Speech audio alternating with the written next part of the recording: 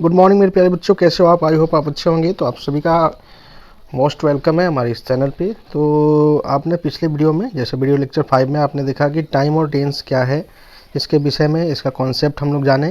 Present tense कितने प्रकार के होते हैं इसको भी हम लोग जाने। तो चलिए आज हम देखते हैं कि सिंपल प्रेजेंट टेंस क्या होता है। प्यारे बच्चों, सिंपल प्रेजेंट टेंस को हिंदी में हम लोग बोलते हैं सामान्य वर्तमान काल, यानी कि ऐसी घटनाएं जो सामान्यतः होती हैं, ठीक है, या शाश्वत सत्य है, या हमेशा आदतन वो चीज़ें घटती हैं लेकिन वर्तमान में वो कार्य जारी दिखाई नहीं देता है। इस तरह के जो वाक्य होंगे, इस तरह के भाव वाले जो वाक्य होंगे, सेंटेंस होंगे, वो सिंपल प्रेजेंट टेंस में आएंगे। ठीक है, तो ये आपका एक एडवांस कॉन्सेप्ट है, इसको आप लोग याद रखिएगा।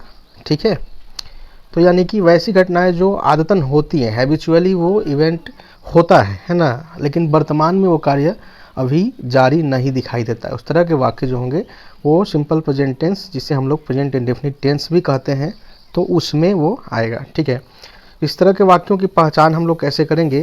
तो इस तरह के वाक्यों को पहचानने के लिए आपको देखना पड़ेगा कि वाक्य के हिंदी में जो वाक्य होता है उसमें लास्ट में ता है, ती है, ते हो इत्यादि लगा होता है, लेकिन कई बार ये नहीं भी लगा होगा, तो आपको इसके भाव से पहचानना है। बट जनरली आपको ऐसा ता है, ती है लास्ट में लगा हुआ मिलेगा। ठीक है, जैसे एक सेंटेंस में आपको दिखाता हूँ कि मैं वहाँ जाता हूँ, तो ता है, ता हूँ यहाँ पे है। वह खुश दिखता है, तो ता है यहाँ पे है। तो इस तरह के जो वाक्य होते हैं वो सिंपल प्रेजेंट टेंस में होते हैं। इसका स्ट्रक्चर क्या होगा?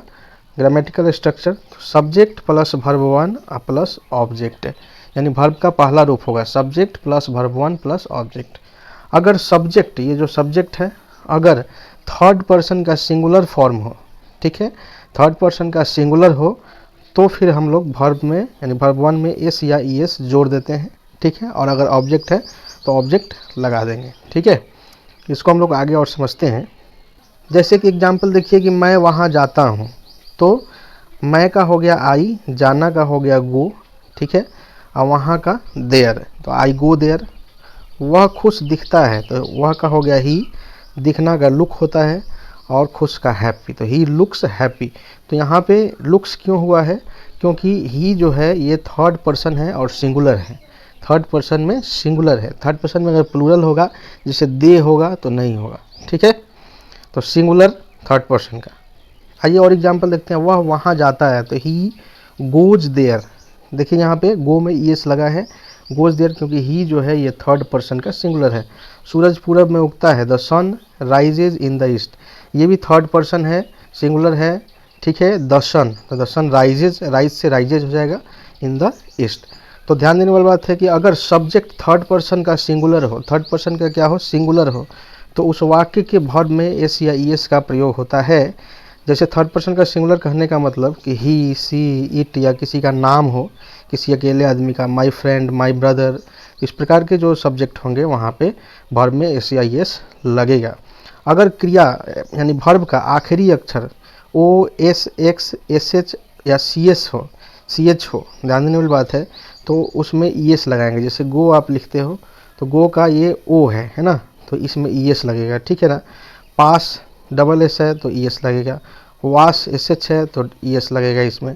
ठीक है, आइए देख लेते हैं हम इसका निगेटिव स्ट्रक्चर। पॉजिटिव स्ट्रक्चर तो हमने देख लिया, निगेटिव स्ट्रक्चर नकारात्मक वाक्य इसमें कैसे बनाएंगे? तो इसका नकारात्मक वाक्य का स्ट्रक्चर होता है subject plus do does plus not plus verb one plus object. Do does यहाँ समझना है, डू कहाँ लगेगा और डज कहाँ लगेगा? तो डज जानते ही आपको डू का क्लियर हो जाएगा। डज यानी जहाँ थर्ड पर्सन का सिंगुलर हो सब्जेक्ट तो डज लगेगा, अदरवाइज बाकी सब में डू लगेगा। इंट्रोगेटिव में इसको याद कर लीजिएगा, डू या does plus subject plus verb one plus object plus question mark अवश्य होना चाहिए। इंट्रोगेटिव नेगेटिव फॉर्म में क्या होगा? तो do does plus subject plus not plus verb one plus object plus question mark. तो इसको याद रखिएगा इन सब स्ट्रक्चर को। तो आइए देखते हैं निगेटिव स्ट्रक्चर से कुछ सेंटेंस हम लोग बनाते हैं। जैसे वह वहाँ नहीं जाता है, तो क्या हो जाएगा? He does not go there. तुम काम नहीं करते हो, तो यू डू नॉट वर्क। ठीक है, उसी प्रकार से इंट्रोगेटिव में हम लोग देख लेते हैं। इसका क्या होता है स्ट्रक्चर? डू या does plus subject plus verb one plus object. जैसे क्या वह वहाँ जाता है, तो डज ही गो देयर। क्या तुम काम करते हो? Do you work. ठीक है, आइए इंट्रोगेटिव निगेटिव देख लीजिए। Do does plus subject plus not plus verb one plus object plus question mark. जैसे इस तरह का वाक्य मिलेगा आपको कि क्या वह वहाँ नहीं जाता है, इंट्रोगेटिव निगेटिव में है तो does he not go there, क्या तुम काम नहीं करते हो, डू यू नॉट वर्क। ठीक है, अब देखिए कि कुछ वाक्य जिसके अंत में ता है, ती है, नहीं लगा है, फिर भी वो सिंपल प्रेजेंट टेंस में बनेगा, इसीलिए हमने कहा था कि उसके भाव को समझना है। इसका क्या बनेगा, आई एग्री विद यू, मुझे आशा है तो आई होप, उसे कुछ चाहिए he wants something.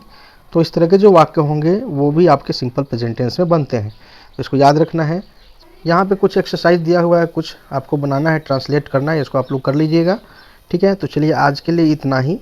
Simple present tense में कुछ और नियम हम लोग अगले वीडियो में पढ़ेंगे, तब तक के लिए इतना ही। A lot of thanks to all my lovely students, lovely friends, bye and take care.